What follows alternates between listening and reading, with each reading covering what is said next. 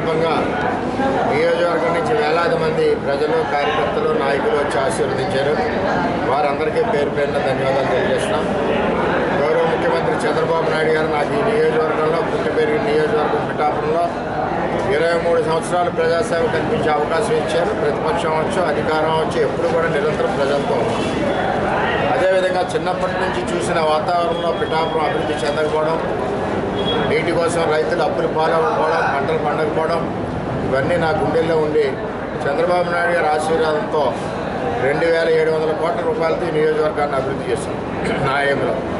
అందులో ముఖ్యంగా 1800 కోట్లతో పురుషోత్తపట్నం తీసుకొచ్చి 2 పంటలు సస్యశ్యామలం చేసి పిఠాపురం నియోజకవర్గ రైతులను ఆదుకున్నాం. ఏలేరు ఫేజ్ 1 తీసుకొచ్చాం 120 కోట్లతో.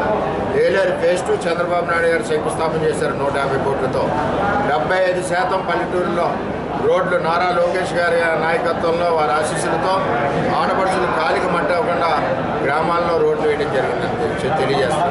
వెంకటేశ్వర స్వామి గుడి అభివృద్ధి చేసాం, వెంకటేశ్వర స్వామి గుడి నిర్మాణం చేసాం, 30 పడకల హాస్పిటల్ తీసుకొచ్చాము 2 కోట్ల రూపాయలతో. అదేవిధంగా స్పోర్ట్స్ కాంప్లెక్స్ తీసుకొచ్చాం, RRBH కాలేజీని అభివృద్ధి చేసాం. పిఠాపురం టౌన్కి మంచినీటి స్కీమ్ 30 కోట్లతో ఇచ్చాం. గొల్లప్రోలు టౌన్కి మంచినీటి స్కీమ్ ఇచ్చాం. టిట్కో ఇల్లు నిర్మాణం చేసాం. ఎన్నో రహదారులు వేసాం. ఇవన్నీ కూడా చంద్రబాబు నాయకత్వంలో, చంద్రబాబు ఆశీస్సులతో చేశాం.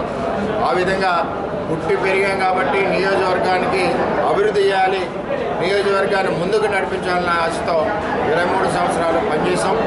ఎప్పుడూ కూడా నేను పిఠాపురం నియోజకవర్గంలో ప్రజలందరికీ పెద్ద కొడుకుని, నిరంతరం నేను సేవలో ఉన్నాం. ఈరోజు కూడా ఏ రోజు ఆ రోజు ఈ రోజు అనకుండా ఉదయం 8 గంటల నుంచి రాత్రి 7 గంటల వరకు కూడా నియోజకవర్గ ప్రజలకు అందుబాటులో ఉంటూ మరి ముందుకు నడిపిస్తున్నాం. ఏది ఏమైనా తెలుగుదేశం పార్టీ హయాంలో ఈ నియోజకవర్గం 2700 కోట్లతో అభివృద్ధి చెందింది. అలాగే కూటమి ప్రభుత్వంలో ఇంకా అభివృద్ధి చెందుతుందని చెప్పి ఆశిస్తున్నాం.